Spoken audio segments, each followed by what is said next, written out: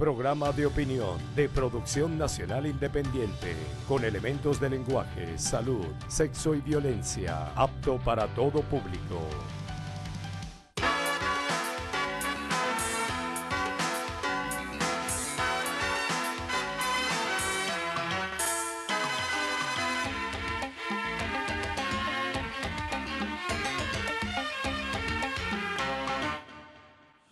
Amigas y amigos, la política tiene que tener un trasfondo ético y si no, no es política.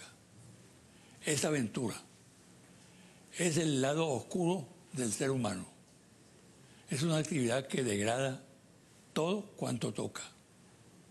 Advierto, no pretendo con este comentario inicial del programa de hoy dictar cátedra, ponerme solemne para llegarle al país. Todo lo contrario, planteo cuanto voy a decir con humildad y sin que pretenda erigirme en un dechado de virtudes. Pero lo cierto es que el ejercicio de la política no puede estar referido a lo banal, a la maniobra artera o a la manipulación rastrera de las ideas. Todo lo contrario, tiene que ser una actividad destinada a preservar principios, a resguardar valores, a impedir que los antivalores que acechan a la sociedad asuman la conducción y orientación del conglomerado social. Cuenta mucho en la tarea de impedir que los antivalores se impongan a los valores en la política, mantener como factor orientador un sentido ético de la función que cumple el liderazgo. Cuando la conducción se doblega y recurre a los atajos, se inicia el derrumbe total.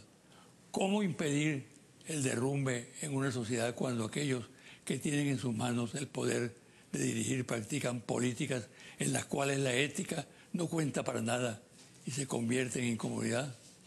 ¿Acaso no explica esta realidad la quiebra que aqueja a nuestras instituciones, la corrupción desbordada, la negación sistemática de principios básicos? Digo lo que digo con absoluta responsabilidad y para señalar al mismo tiempo que se comienzan a observar en el ámbito político sinceros esfuerzos encaminados a reaccionar, a darle un viraje importante a la función conductora y a recurrir a la ética para adecentar la vida pública. Ojalá que este proceso no se frustre, como ha ocurrido en otras oportunidades, y que política y ética vuelvan a ser una misma cosa. Un segundo comentario. Insoportable el costo de vida.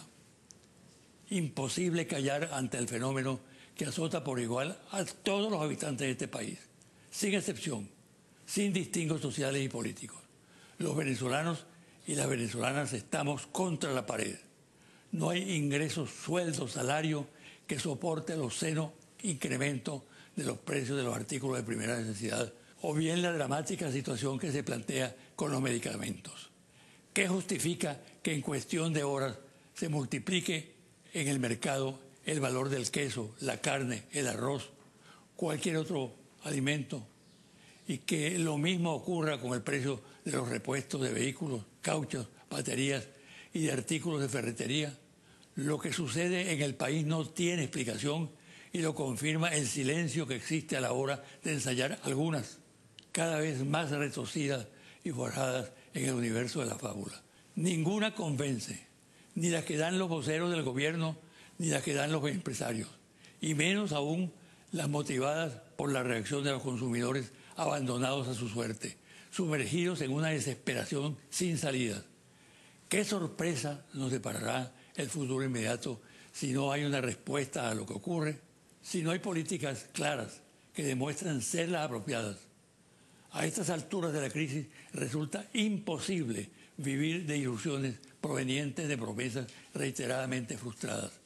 Pausa y al regreso converso con el mayor general Luis Alfredo Mota Domínguez, ministro de Energía Eléctrica.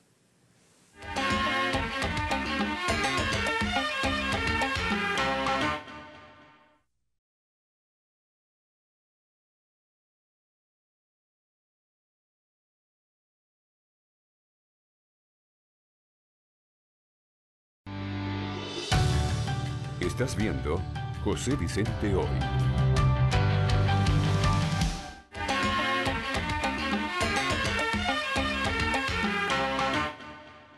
El sistema eléctrico nacional se ha convertido en un escenario privilegiado en la guerra que hay contra Venezuela. Así como existe una confabulación internacional, como ha agredido sistemáticamente el sistema financiero, se presenta la particularidad de que el sistema eléctrico, que de por sí es vulnerable en cualquier país, aquí tiene características muy particulares. Nadie más indicado que el general ministro Luis Alfredo Mota Domínguez, ministro de Energía Eléctrica y vicepresidente de Obras Públicas y Servicios. Él nos va a informar exactamente la realidad de lo que está ocurriendo en el país. Bienvenido, general. Muchas gracias, doctor José Vicente. Para mí realmente es un placer asistir a este importante programa con tanta audiencia. Y ya es la segunda vez que he tenido ese honor, que usted me invitó cuando yo era comandante general de la Guardia. Realmente es una oportunidad que no podemos desperdiciar para poder informar a todos los venezolanos.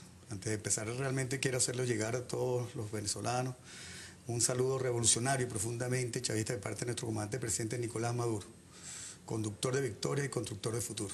Es el que nos ha guiado en esta lucha y a quien yo realmente en este momento debo agradecerle todo el apoyo que me ha dado para poder superar y seguir superando lo que nos viene. Tal como usted lo apuntó, el sistema eléctrico se ha convertido en un objetivo de esta guerra, no solamente una guerra económica, sino de esta guerra que se materializa físicamente al atacar el sistema y de esta manera no solamente dañar al pueblo venezolano, sino están buscando un fin político. Es el interés de tener el poder sobre el bienestar del pueblo. Y se han generado una serie de acciones que ya las hemos denunciado, las hemos demostrado, pero realmente se han incrementado, sobre todo en este año 2017, que fue un año muy fuerte y sigue siendo un año de guarimbas, un año donde han fallecido 46 personas, hay unos cuantos lesionados, hay más de 381 detenidos, y todo esto en un combate. Se han tomado todas las medidas necesarias, inclusive el comandante presidente últimamente ordenó a las Fuerzas Armadas aplicar un plan de seguridad que está en marcha. ¿Cuál es el estado actual del sistema? Porque fíjese usted, frente a lo que usted dice, y que recoge buena parte de la opinión pública nacional, de que hay esa agresión sistemática contra el sistema eléctrico del país, está la otra versión, de que las fallas se obedecen a fallas específicas del sistema, ¿no? Falta de inversión, derroche y corrupción, etcétera, etcétera, etcétera, ¿no? ¿Cuál es la realidad del sistema? La realidad del sistema es el siguiente, esa parte... ¿Es un sistema confiable? Sí, por supuesto. De hecho, fíjense, nosotros en el año 2015, 2016, 2017 tuvimos una gran sequía y tuvimos una demanda máxima, hay una demanda pico que se dio en el año 2016 de 18.600 megavatios y nosotros la cubrimos, a pesar de tener la sequía. Actualmente la demanda tiene un promedio de 15.000 megavatios y eso es gracias a las medidas que se tomaron el año pasado por parte del comandante presidente. No sé si usted acordará de que hubo horarios especiales, se cambió el uso horario, el horario especial para la administración pública, todo esto para combatir esta fuerte sequía que tenía el niño. Y aparte de eso, pues, la generación térmica e hidroeléctrica. Sobre todo se empezó a correr de que venía un blackout del país, eso por supuesto es altamente grave porque se iba a caer el Guri. Sin embargo, no se logró. Es decir, no lograron estas personas que esa matriz calara. Yo traje un documento que es importante, yo quisiera rápidamente señalárselo, que este es el informe, doctor, ¿verdad?, que emite la Oficina de Operaciones del Sistema Interconectado del año de 1998. Este fue el último informe que sacaron en la Cuarta República, donde dice cómo estaba el sistema en ese momento. Aquí, específicamente en la página 23, yo lo marqué, voy a señalar aquí si la cámara lo puede tomar, ellos aquí señalan, doctor Rangel, que la generación térmica para ese momento eran 2.618. Para diciembre del 98 veníamos en elección. 2.618 megavatios. Hoy por nosotros estamos en capacidad de estar generando 7.000 megavatios. Que hemos llegado hasta un tope de 7.600 megavatios. Y hoy por hoy estamos generando 5.000 megavatios. Que tranquilamente cubre la demanda porque tenemos un promedio normal aproximadamente de 15.000 megavatios. Con respecto a las inversiones, yo quiero decirle, doctor Rangel, con toda la propiedad del caso, y sumamente fácil de probar, de que las inversiones se han venido dando. Solamente en este año ya el presidente más de 1.000 millones de bolívares, sin hablar de divisas. Ayer yo anuncié 2.800 millones que se van a invertir en una planta de transmisión de energía eléctrica en el estado Guárico. Aprobó 41.000 millones para elevar la capacidad del cable submarino Margarita de 115 a 230. Se han inaugurado más de 5 plantas de transmisión. La deuda general. Sí, por supuesto, hay deuda, pero eso es producto del bloqueo económico que tenemos, ¿no? Pero el dinero está. Por ejemplo, fíjese, doctor, que salió hace poco, hace 3 días, donde decían que Corpoelec no había pagado los bonos de la deuda. Y efectivamente se habían pagado y con 48 horas de anticipación. Pero ellos quieren ver que es un default, el default. Es parte de esta guerra económica. Entonces, nosotros tenemos el dinero y los bancos intermediarios forman parte de ese bloqueo económico. Pero estamos trabajando y yo puedo decir al pueblo venezolano que tenemos un sistema confiable. Solamente que voceros de la oposición quieren enmascarar estos actos de sabotaje diciendo que hay fallas. Por supuesto, nosotros tenemos planes de mantenimiento, mayores, menores, básicos. Los planes mayores, en este momento no podríamos parar una máquina, toda vez que nosotros tenemos esta situación, y para una máquina significa por lo menos un mes una población sin luz. Entonces tenemos que ir distribuyendo y administrando las cargas. ¿Qué características tienen esos actos de sabotaje? Mire, doctor, los actos de sabotaje en el tiempo han ido mutando, como los virus. Pues es un maligno, es un virus maligno, ha ido sabotando.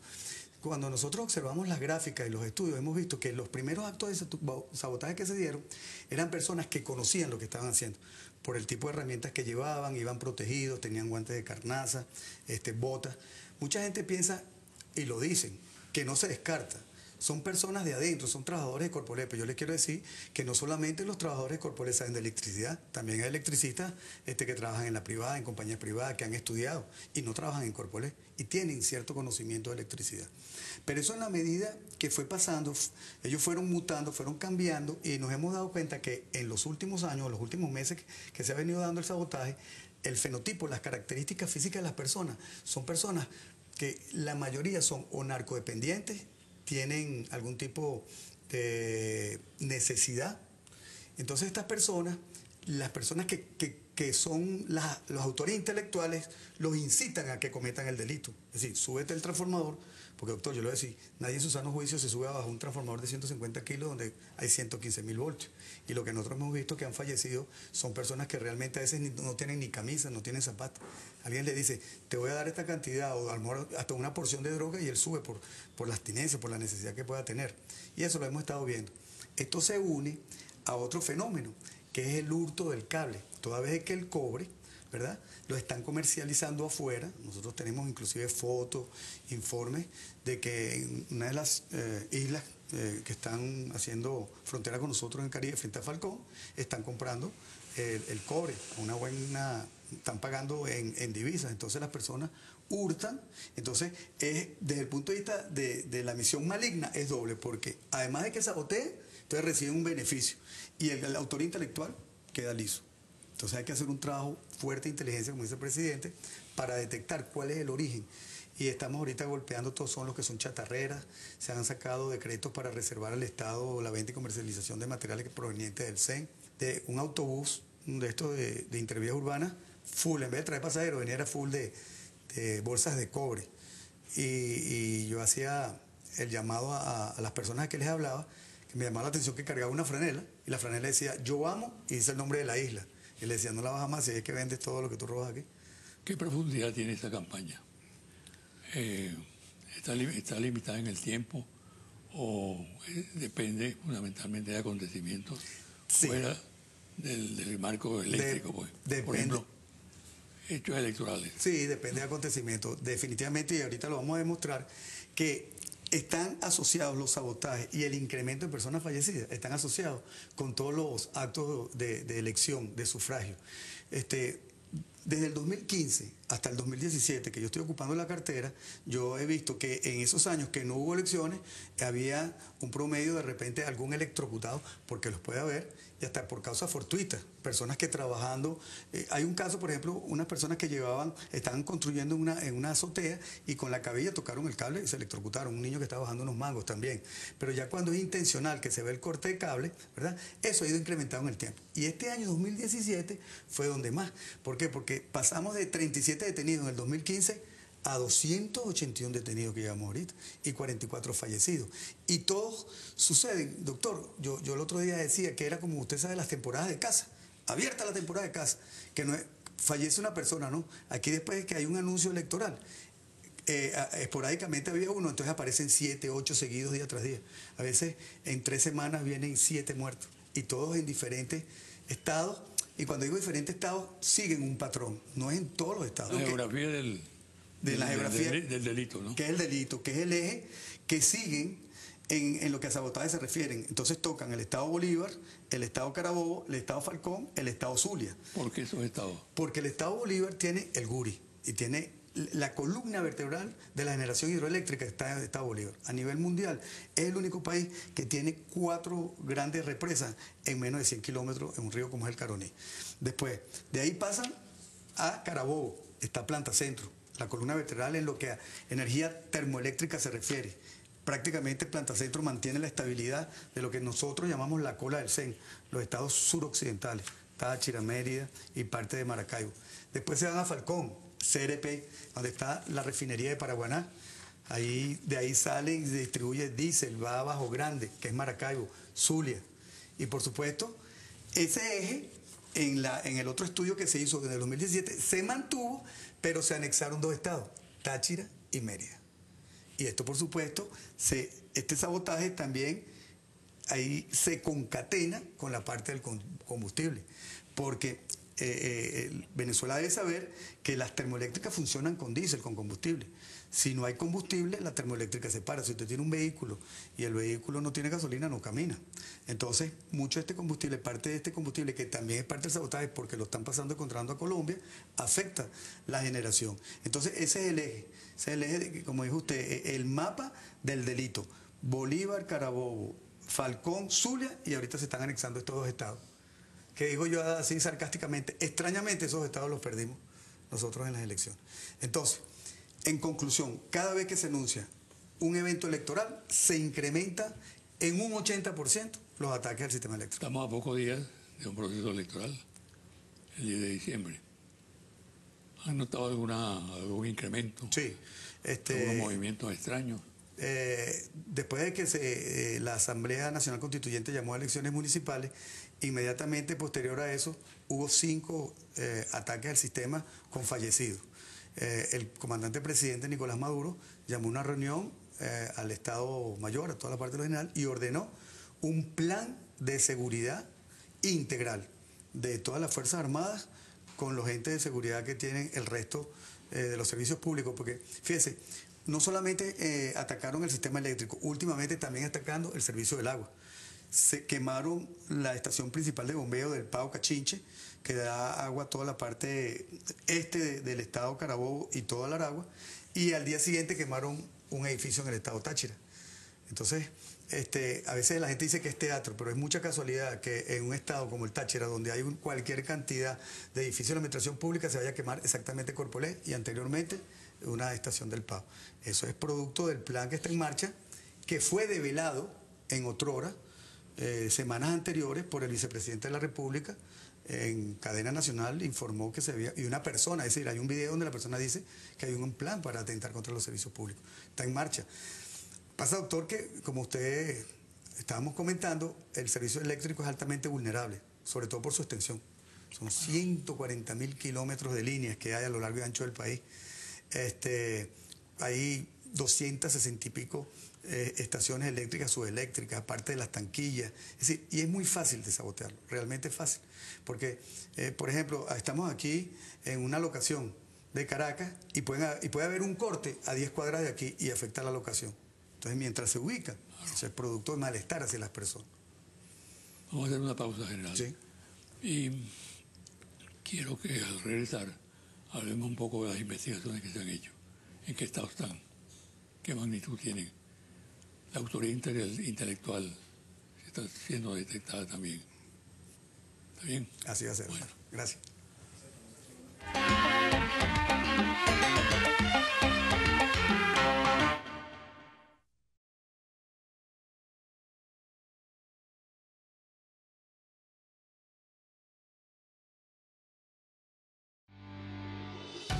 Estás viendo José Vicente Hoy.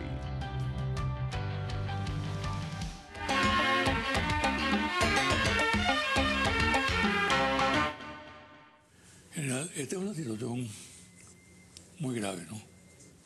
Las consecuencias que tiene, la zozobra que crea en el país, el sabotaje eléctrico, el sacrificio de vidas humanas, muchos de ellos inocentes. Es decir, es un problema complejo, ¿no? Y cada día que pasa se interesa más la colectividad por el fenómeno. Ustedes han anunciado que hay investigaciones. Yo creo que el país requiere de información acerca de la marcha de esas investigaciones, los alcances que ha tenido, los logros alcanzados. Y además, si esas investigaciones van también a definir la autoría intelectual, que es muy importante. Tiene la palabra. Gracias. Sí, como usted lo ha dicho, el pueblo pues se interesa toda vez de que ellos son los que sufren el ataque. Como yo le decía, el sabotaje va con un interés, tanto personal como puede ser pecuniario, pero en este caso político. Y por ese interés, por asumir ese poder, le están causando ese mal al pueblo. Pero también tiene un objetivo que es el causar el malestar, crean o buscan ellos lo que llaman el voto castigo, diciendo, este es un mal servicio, yo voy a votar en contra del gobierno, porque ellos creen que eso va a mejorar. Y yo le quería, por ejemplo, enseñar, aquí nosotros tenemos una estadística donde demuestra, por ejemplo, doctor, 15 fallecidos desde el 1 de mayo hasta el 30 de julio, cuando el presidente Nicolás Maduro anuncia la elección para la ANC, 14 actos de sabotaje. O sea, veníamos normal, sube el índice, se normaliza. 9 fallecidos desde la aprobación de adelanto de las elecciones de gobernadores por parte de la ANC, del 12-8 al 15-10. Es decir, estamos hablando de 9 fallecidos en 2 meses, 1 por semana.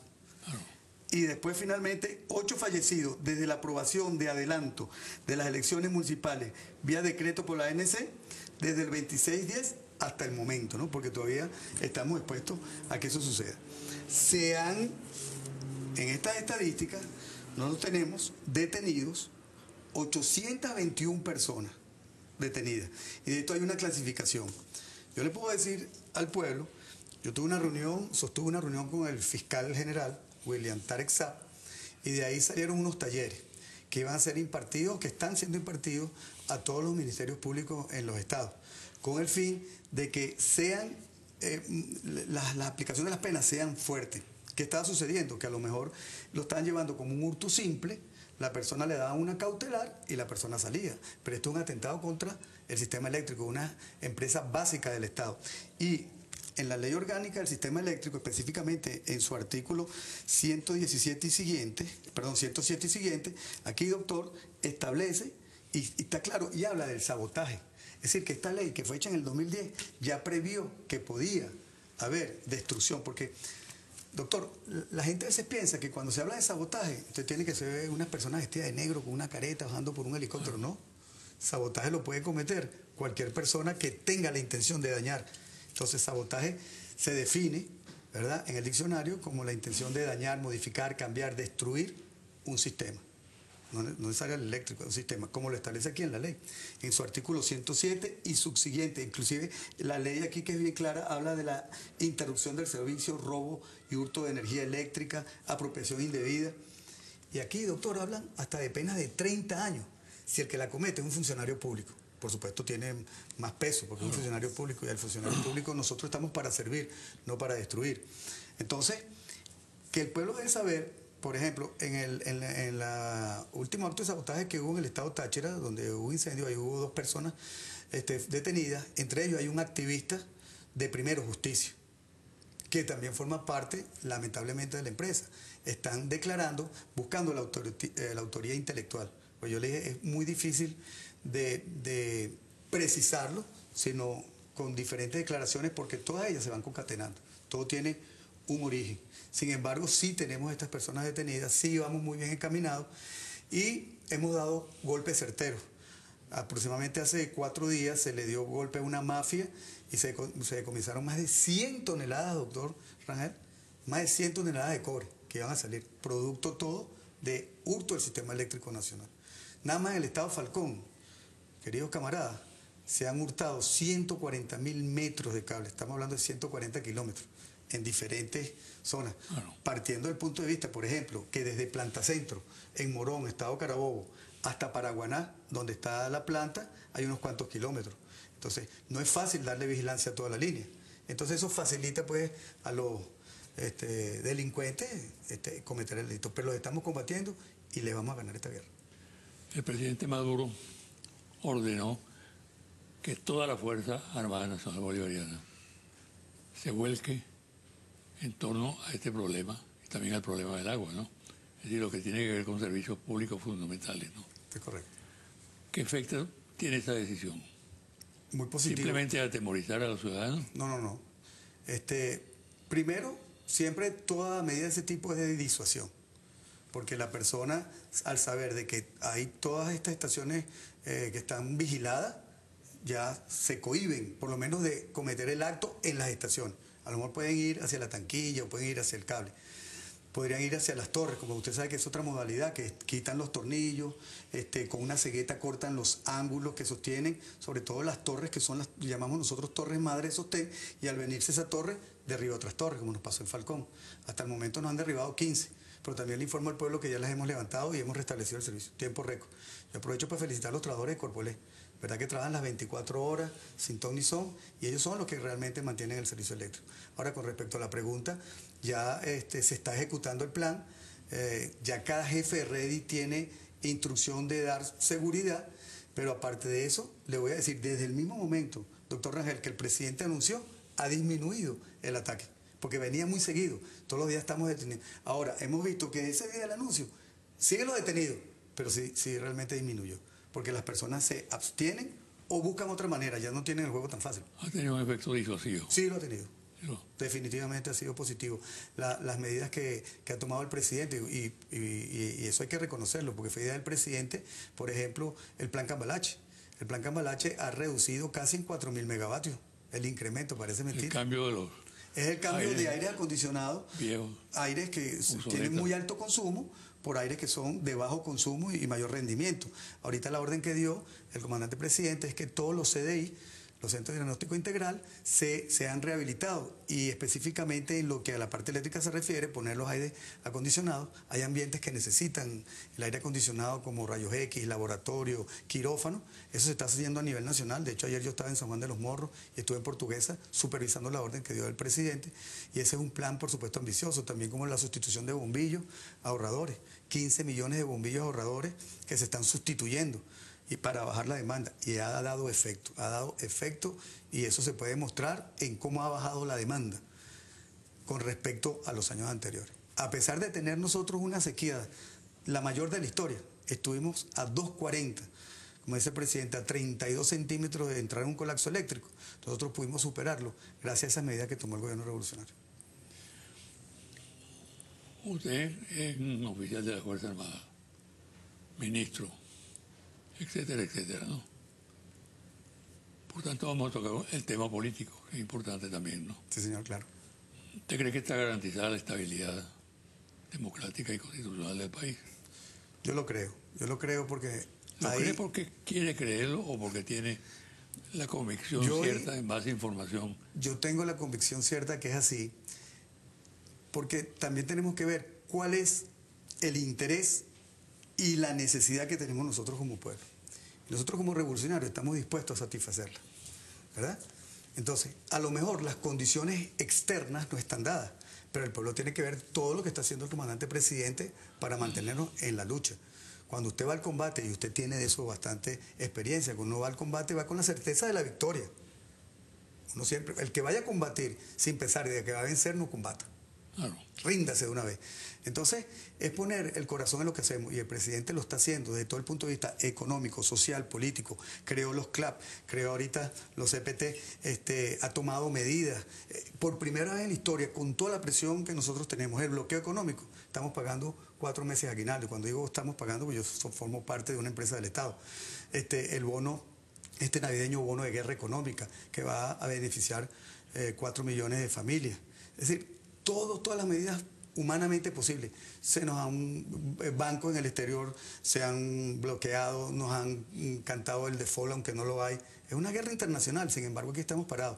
Y yo estoy convencido que vamos a vencer, porque yo estoy seguro que todos revolucionarios piensan como yo pienso. No podemos ir a la guerra pensando que vamos a perder. ¿Y sabe por qué yo le digo lo del corazón? Doctor Rangel, una vez una periodista, usted sabe que hay periodistas de diferentes tipos, y la persona me quiso emplazar. Ante una declaración, ella me dijo, mire general, pero usted es militar, usted no es electricista ni ingeniero electricista. Yo le dije, mire, Benjamin Franklin tampoco lo era y descubrió la electricidad. No soy electricista, pero tengo un corazón revolucionario y estoy dispuesto a todo por esto. Y he sido autodidacta, he aprendido. Cuando más o menos el presidente asomó que podía yo a lo mejor ocupar este cargo, créamelo y se lo digo de corazón, yo empecé a asistir a la universidad en la noche, de oyente para saber algo de electricidad, porque sabía lo que sabe cualquier persona común. Mi electricidad es 110 enchufes. Hoy por hoy me defiendo. Además de que como buen militar aplico la planificación y me rodeo de un buen Estado Mayor eléctrico. Las personas que dirigen las operaciones eléctricas en el país son de los mejores ingenieros, que es de la recopilación de las 14 filiales que había en el país. Personas con 30, 28 años de experiencia. No es Luis Mota el que toma la decisión. Es un Estado Mayor conformado por ingenieros electricistas de primera mano. Su visión sobre el país y un mensaje a la audiencia y al pueblo en general. Venezuela es un país de grandes potencialidades y lo ha demostrado. Aún en adversidad somos ejemplo del mundo. Somos ejemplo del mundo. Y hay personas que a lo mejor no entienden la parte política, sino están solamente en la parte económica. Hay parte del pueblo que si no le llega el alimento no ve más allá. Sin embargo, yo les hago un llamado, que vean la posición que ha tenido Venezuela en el mundo a pesar de todos los obstáculos que se le han presentado. Un país con toda la guerra mediática, tanto nacional como internacional, y que hoy por hoy sea ejemplo y que vaya a una votación en organizaciones como la ONU y la OEA y siempre salga victorioso, es un país digno de admirar. ¿Qué le dice usted a los venezolanos? Yo le digo a los venezolanos que tengan fe. Fe es muy importante, porque parte hay de la mucho esperanza. pesimismo, ¿sabes? Hay pesimismo, pero lo tenemos que adelantar. Mire, doctor, hay países en la historia que han sufrido guerras. Puedo nombrarle Japón, la misma Alemania. Y fueron países que se levantaron de las cenizas y se desarrollaron. Nosotros estamos de pie, seguiremos de pie. Y mi consejo, siéntanse orgullosos de ser venezolanos. El mejor país del mundo. Y a los revolucionarios, no desmayemos. Vamos a ganar la victoria. Bueno, muchas gracias, ¿sabes? Gracias, Y mucha suerte. Gracias. Una pausa y al regresar los confidenciales. Lo quiero.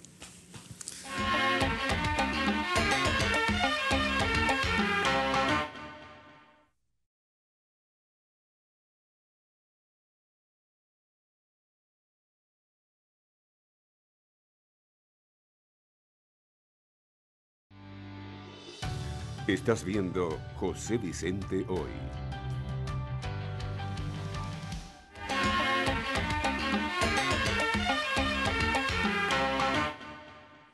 Y ahora, los confidenciales.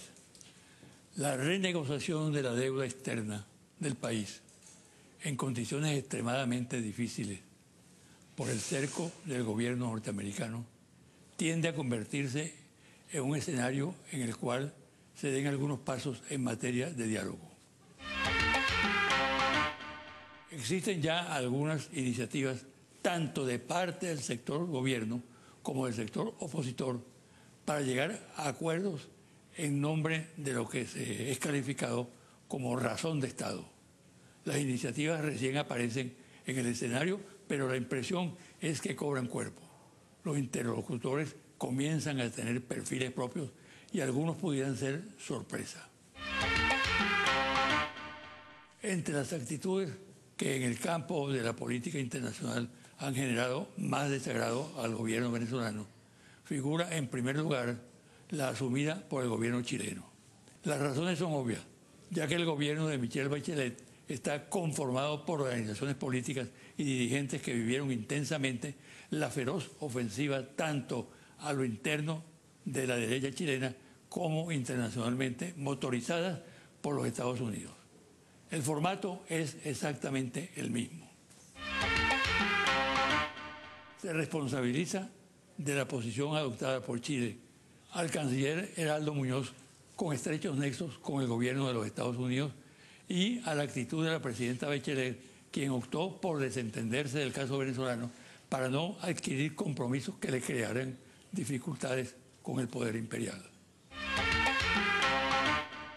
Tomando en cuenta los recientes descubrimientos petroleros por empresas norteamericanas en Guyana, como la ExxonMobil, en los campos Liza, Payara y Snoek, desde 2015 a la fecha, y el descubrimiento en el bloque Stabroek, reservas calculadas en 2.75 mil millones de barriles de petróleo, se prevé que continúe este tipo de operaciones exploratorias en nuevas áreas ubicadas dentro de la fachada marítima que actualmente se encuentra en reclamación entre Venezuela y Guyana, violando de esta manera lo establecido en el Acuerdo de Ginebra de 1966.